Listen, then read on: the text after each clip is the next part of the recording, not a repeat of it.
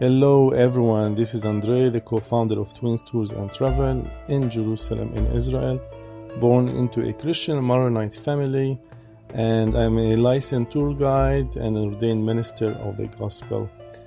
I have been leading numerous groups throughout the Holy Land for almost 20 years. Also, I'm an author of several books, and you can find them in Amazon. And one of the first books I wrote, called One Friday in Jerusalem, speaks about my life story. So join me for a journey of 10 days to understand the heart and the mind of Jesus and to understand the Bible in a deeper way with more details through the Middle Eastern perspective. Please share this podcast with your friends and families and churches and connect with me if you have any questions. Welcome back. We are on day 3. We just left Jericho and arriving to Qumran, the Dead Sea Scrolls. At the roundabout to the right side, you're going to see a sign in 3 languages, in Arabic and in English and Hebrew, and on this sign is written Qumran. And we are ascending a steep hill towards the bus parking lot. I will tell the group what we need for this site and remind them they need to bring hats with them. It's very important. They need to bring their sunglasses and they need to bring their water bottles. And I will tell the group what to expect, and I will tell them that we are staying here around 1.5 hours. And this is an important site. First, we're going to go and see the movie. And after seeing the movie, we're going to go to the museum to learn about the Dead Sea Scrolls. And after that, we're going to go to the site itself and do the tour. Then we will have our lunch break here at Qumran. And it's an open buffet. And usually there are long lines on the buffet. And this is like one of the few options that we can have lunch. There's no other places. But what I do, I will order special seating for the groups, especially American groups, that they don't have to wait or waste time waiting online. They can be all seated and then they will be served. But first we're gonna do the tour, and then after finishing the tour we're gonna go for lunch. And to remind you, after lunch we're gonna head all the way back to road number 90, and we're gonna go to something called Qaser Elyhoud, the Baptismal site, Bethany of Jordan, and we're gonna learn about the ministry of John the Baptist. And after that, we're going to head all the way through the Jordan Valley to Nazareth to stay 2 nights. Now, all the group are going out of the bus and following me. And I'm on my way to get the tickets from the visitor center. And then I will book the movie for the group. And the group will go inside a hall. And I will inform the group that this movie is very important and they have to hear every sentence. And please do not sleep. And it's important, this site Qumran, which we will learn about. And then the movie will start with a short introduction of an aerial view of the Judean desert with only music. It's like 1 minute. And then the introduction will finish. I will immediately jump from my seat and tell the group again, the movie finished. Follow me to continue the tour. Of course, it didn't finish, but it looks like it finished because after the music ends, everything will be dark and it looks like it finished. But by that time, they will see that I am joking and they will laugh out loud. And then I tell them, okay, the movie started. Let's be silent. This will be so funny because I have done it so many times. And it's really, really fun to see the reaction of each group. After the movie will finish, there is a screen that's gonna go automatic all the way up to the top. And in front of us, we're gonna see a replica of a cave. And inside this cave, there are jars. And inside the jars, there are scrolls. And I will point with my hand to that direction. And I will say, follow me. And that will be the beginning of the tour of the museum. And I tell them, this is what the Bedouin have seen by his own eyes in 1947 inside cave number 1. Then we're going to move forward a little bit, and to the left side we're going to see a replica of a ritual bath. And then we're going to continue inside the museum to go to see a parchment of a replica of a scroll. I will explain for the group why the Dead Sea Scrolls is a very important discovery, and it is one of the most important discoveries in the history of the world. Because the earliest Hebrew manuscripts that served as basis for the translation we had dated from medieval times. So that was the earliest complete Hebrew Bible. That was called the Codex of 1008 AD. I don't know if you heard about the Aleppo Codex. And that was the complete what we have since only the 11th century. But with the Dead Sea Scrolls, suddenly we had manuscripts dating back all the way to the birth of Christ. And that means this is the earliest and the nearest references we can have to the time of Jesus. And they found all the books of the Old Testament except one book, which is Esther. And that was the one of the most important findings, because it's proving that scripture, what we have, an early translation, is exactly the same what we have today in our Bibles. So that was one of the biggest discoveries in the world. And as you see in front of you, you see a scroll, a parchment, and it's made from a skin of animal, usually the ibex or the gazelle, or what you call it, the deer. And you can see it into different parts because it's made from the tummy of the ibex, and they like sew it together with the veins of the ibex and make it one large scroll. And what we are seeing, this scroll is speaking about the community hall or the community rules for the Essenes. And anyone who knows Hebrew or Aramaic can read the scrolls from 2000 years. So I will ask one of my guests to prove it. Show me where you want me to read. So they point for me where you want me to read, and I will start reading for them an ancient scroll from 2000 years in Hebrew. And it's very simple. So this scroll speaks about the community and the rules to be inside this community. And because the Essenes were really very religious and very pious and serious about their faith, and the Essenes, which are called the Dead Sea Scrolls, and they have to understand that they belong to the Zadok families. They were high priests in Jerusalem. And when the Hasmoneans came in control, minus 167 BCE, which is 2 BCE, they kicked out the Zadok families from the temple in Jerusalem. And as a result, the Hasmoneans, the kings, the Maccabees, you know them, ruled at the temple, and they became so much corrupt. So the Essenes, the Dead Sea Scroll, wanted a place for a refuge, and the only place running away from the corruption of the temple and the corruption of Jerusalem and the corruption of the high priest was the desert. So the desert was a refuge for them. Follow me, let's go out to see where they lived. So now we are leaving the museum, and on our way all the way up through a short hike, and I'll be standing nearby a sign, and on the sign is written a ritual bath, and to the left side of the sign there is a real ritual bath from the 2nd century BCE, and to my back there are a series of mountains, and you can see a lot of caves. I can point for the group around like 9 caves that we can see by our own eyes. And just to tell you, there are more than 250 caves in this area. Now, I will ask the group a question. From where did the Essenes who lived here in the middle of the desert, in the middle of nowhere, bring water? And you have to understand there are 2 important things when we speak about a site in the ancient world, at least in the ancient Middle East. Number 1 is water, very important, and number 2 is security. So from where did the Essenes bring water?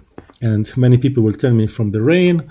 I'll tell them it does not rain here much. It's only 2 inches maximum a year.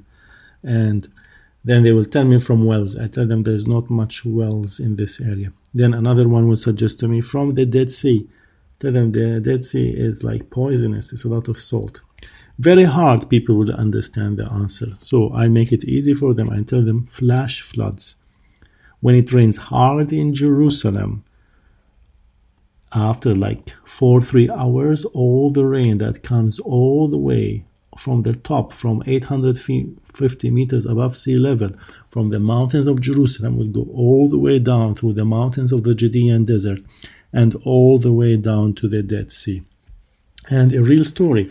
Once I was with a group explaining about flash floods, and it was March. It was raining really, really hard. That was a strange March. And it was in 2015, and it was raining so much hard in Jerusalem. And we were expecting flash floods because I've been seeing so much flash floods throughout the years. And I was telling the group we might have a flash flood at any minute. And they made fun of me. They said there's no way. Then I heard wind.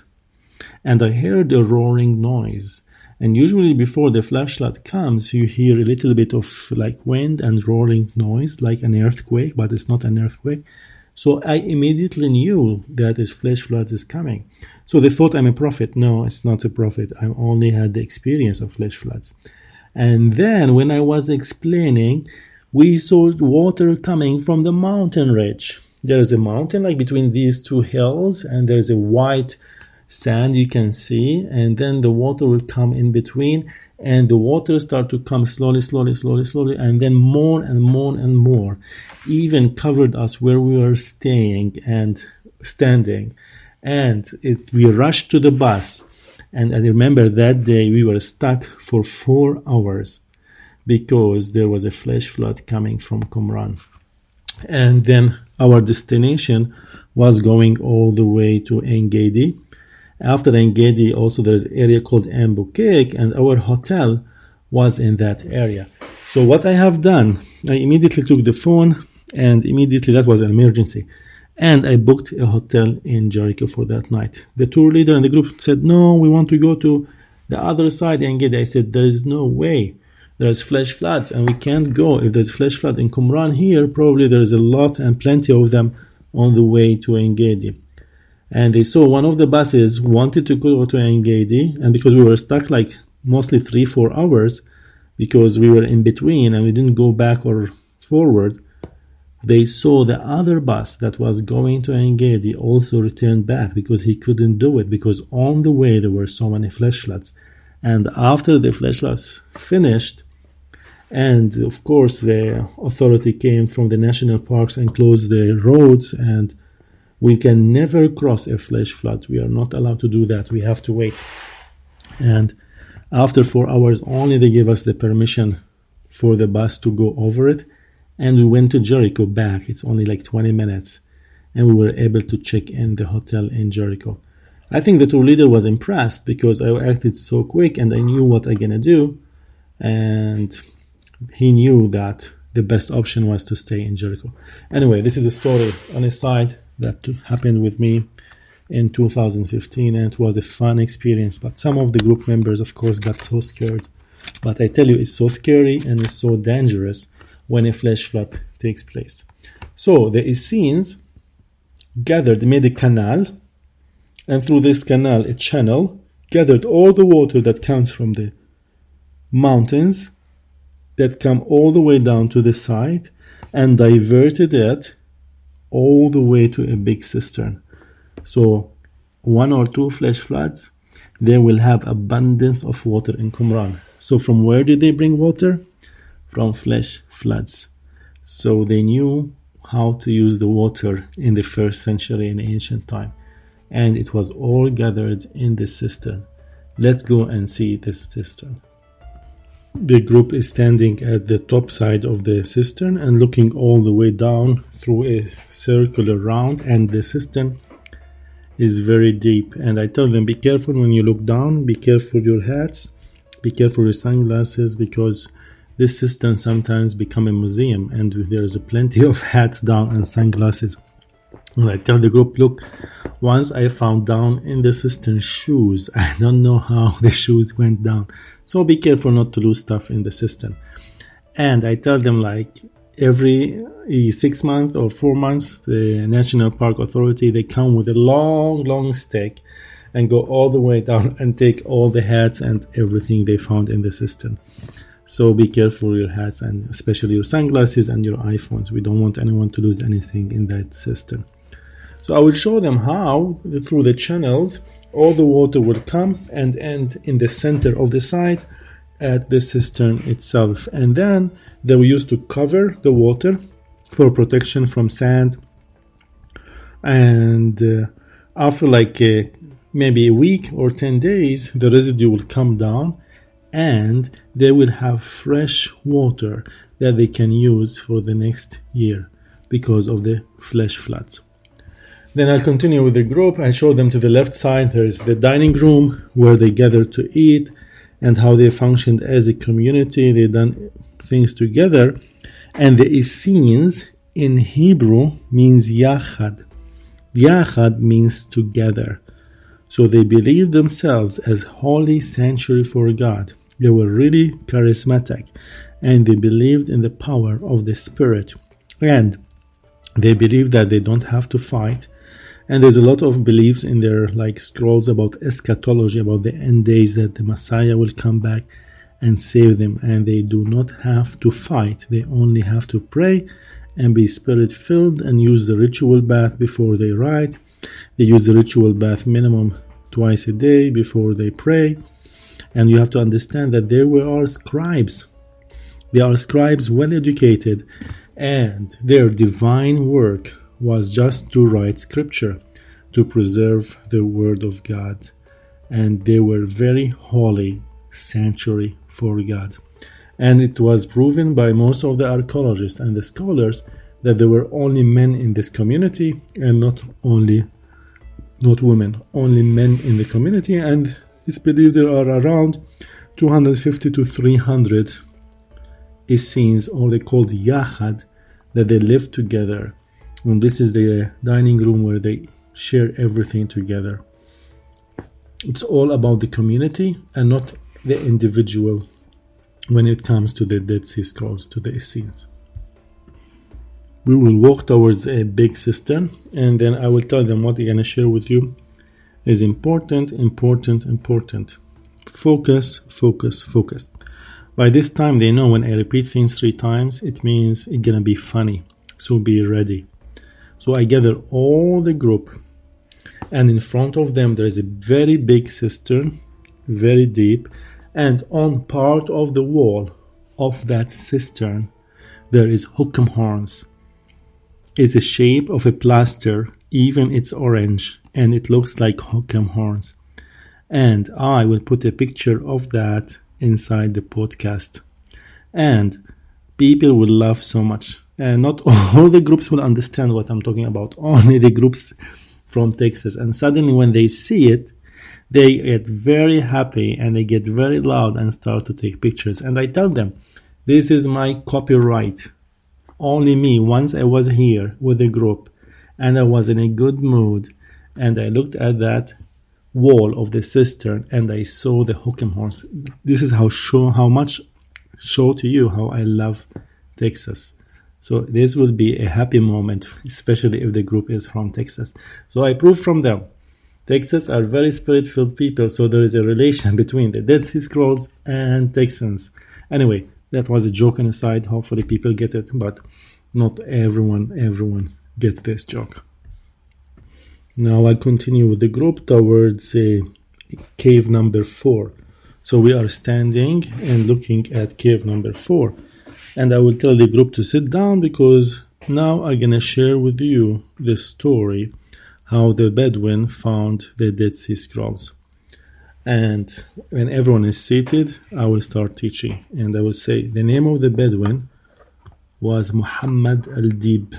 You don't need to remember his name, but he was uneducated, Muslim religion. And Bedouins, despite they are not educated, they are very wise. They can master the desert and they can read the desert and they can understand the ways of the desert. And this Bedouin originally is from Bethlehem, from a village called Ta'amri village in Bethlehem, which is not far from here. Hiking, it's around like 1 hour from here. He was with his flock and he lost a goat. And you have to understand, if a shepherd or a Bedouin loses one of his flocks, that means it's like he failed and he's not a good shepherd. But anyway, he saw a cave and he thought that maybe the goat was in that cave. And he took a slab of stone and threw this stone inside the cave, because if the goat was inside, it would run away immediately. But instead, he heard pottery crashing. And in the desert, it's very quiet, so he can hear things from far distance. And it was getting dark, so he decided to go back to his village. And on his way back, he found his lost goat. He told his cousin this story. Next day, he and his cousin decided to come back to the same cave and enter inside. And they were in a shock. They saw jars, and inside the jars, they saw parchment of skins of animal. It's like leather. They said, we're going to be very rich. This is leather. We're going to sell the leather and make a lot of money. And you have to understand that they were not educated. They did not know that this is not only leather. These are parchments of scrolls that have Hebrew and Aramaic letters that speaks about the Essenes and the Dead Sea story. And that is very, very genuine. So it happened that there was a shoemaker in Bethlehem, in the Manger Square area. And this shoemaker buy a lot of leather. So they had the idea to sell the leather to the shoemaker. The shoemaker is an Assyrian Christian. And Assyrian Christians knows Aramaic and they know Hebrew. So when the Bedouins came, show him the leather, he was like, his eyes open, and asked them, where did you find these leather? They said, in the area, the caves of the Qumran, nearby the Dead Sea. So he looked at that leather and opened part of it, and he saw Aramaic letters coming from out. He said, sure, I will buy it from you. And he gave them 100 dinaries. You know, 100 dinaries in 1947, it means like $1,000 money today. So the Bedouins were so much happy to make all that money, 100 dinaries, for themselves. And they left so happy. The Assyrian Christian is so much educated. He contacted his Assyrian bishop in Jerusalem, and he told him what he have. So he took all the scrolls to the Assyrian bishop, and the Assyrian bishop decided immediately that this looks very genuine and very important scrolls, and he booked a ticket all the way back to USA. In USA, they were testing these scrolls, and in the newspapers there was announced in 1957, later on, took a few years, a genuine treasure from the Holy Land, confirming that the scripture is right. You have to understand that the scrolls were found in 1947. That was during the Jordanian rule. But later on, when they announced about the finding of that scrolls, it was in 1951 declared to the world, Israel was there. And the War of Independence took place in 1948, and the establishment of the Jewish state. So Israel said, now this belongs to us. They speaks about the Essenes. They speak about the Jews who lived here in the first century. So we need the scrolls back. So the Israeli government decided to buy back the scrolls, 1.5 million shekels. They paid for that to get it back to Israel. And today, part of the scrolls are in the Israel Museum. But actually today, most of the scrolls are back to the USA, going from one state to another state through exhibition and just to do funding for the scrolls. I tell the group, stand up and let us look at cave number 4, because this is one of the most important caves. And cave number 4 have the most significant findings, because we found more than 600 scrolls and parchments of scrolls inside that cave. So it's called the library of all the libraries, and this is the highest number of scrolls was found in one location. Then I will give the group like 10 minutes to relax and have pictures, of the cave and take pictures around. And I will tell them we will meet you at the lunch place. And because at that time they will be very hungry. And after lunch, we head back to the bus. And then we're going to drive all the way up to Bethany of Jordan to speak about the ministry of John the Baptist. And I will share with them that many scholars believe that John the Baptist was part of the Dead Sea scenes, and maybe he came here for a few years because this is his area and his playground. But we are not much for sure, but many teachings of John the Baptist are very similar to the Essene teachings. So maybe he joined them for a few years and then continued in his mission in the Judean hills. So next, we're going to head to the Bethany of Jordan. So the next podcast will be day number 3, teaching about the ministry of John.